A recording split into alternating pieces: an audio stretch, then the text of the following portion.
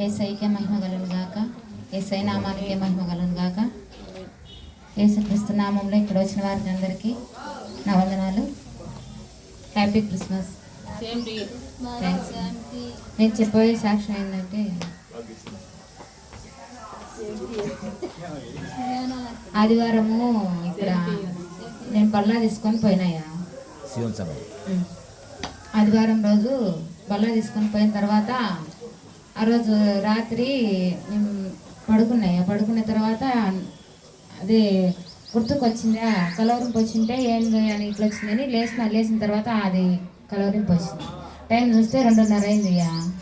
అప్పుడు ఆయన ఇది ప్రకటన గ్రంథం 10వ అధ్యాయం ఉంది కదా, అది బలిష్ఠుడైన ఒక దూత అని చెప్పి ఆయన ఇట్లా దక్క కూర్చుంది చూడు, అట్లా ఇట్లా కూర్చొని గడ్డమంతా ఇక్కడ వరకు ఉంది.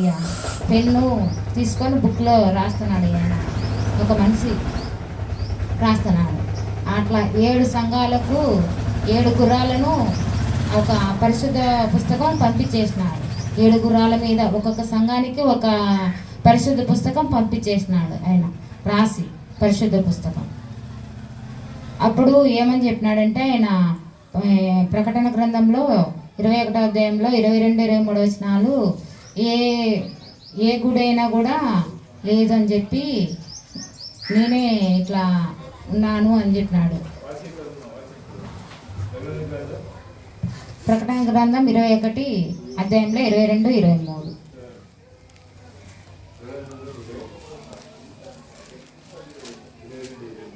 ఆ 22, 23, 21 అధ్యాయంలో 22, 23. ఏ దేవాలయము నాకు కనబడలేదు. సర్వాధికారి అయిన దేవుడకు ప్రభువును గొర్రెపిల్లయు దానికి దేవాలయమై ఉన్నారు. ఆ పట్టణంలో ప్రకాశించుటకై సూర్యుడైనను చంద్రుడైనను దానికి అక్కరలేదు. దేవుని మహిమయే దానిలో ప్రకాశించుతున్నది, గొర్రెపిల్లయే దానికి దీపం. హల్లెలూయా. యేసయ్యకే మహిమ కలుగును గాక. ఈ వాక్యం చూపించినాడు. ఆయన పరిశుద్ధ పుస్తకం అయితే చూపించినాడు. బాగా ఒక మనిషే సాధువులా ఉన్నాడా, ఇట్లా గడ్డం అంతా పెంచుకొని ఇక్కడ వరకు జుట్టు వేసుకొని ఇట్లా కూర్చొని రాస్తున్నాడు. మోకరించి రాస్తున్నాడు. పెన్ను తీసుకొని అట్లా రాసుకుంటా ఒక్కొక్క గుర్రం మీద 7 సంఘాలకు ఆ పరిశుద్ధ పుస్తకము పంపించేసినాడు. హల్లెలూయా. యేసయ్యకే మహిమ కలుగును గాక.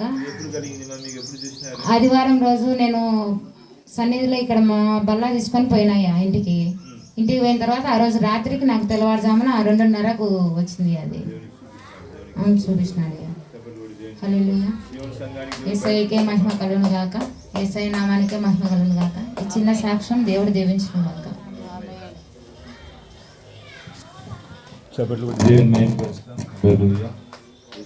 మహిమ కలుగును గాక. దేవుని బిడ్డలారా బాగా ఉంచండి. సంఘము అనేక మర్మాలు, దేవునికి మర్మాలతో నింపబడిన సంఘము. చప్పట్లు కొట్టి దేవుని మహిమపరచండి. హల్లెలూయా. లోకానికే గొప్ప మర్మాలు తెలియపరిచే సంఘము సీయోను సంఘం. పాలూరు గ్రామంలో దేవుడే దిగి వచ్చినాడు. ఆయన పరిశుద్ధ ఆత్మ దేవుడిగా ఉండి పరిశుద్ధ పుస్తకంని లోకమంతటికి రాసిస్తున్నాడు. హల్లెలూయా. ఆయన రాసిస్తున్న పరిశుద్ధ పుస్తకం మీకు రాయబడి 7 సంఘాలకు ఇవ్వబడిందని దేవుని దర్శనంగా చూపించినాడట. హల్లెలూయా. దేవునికి మహిమ కలుగును గాక.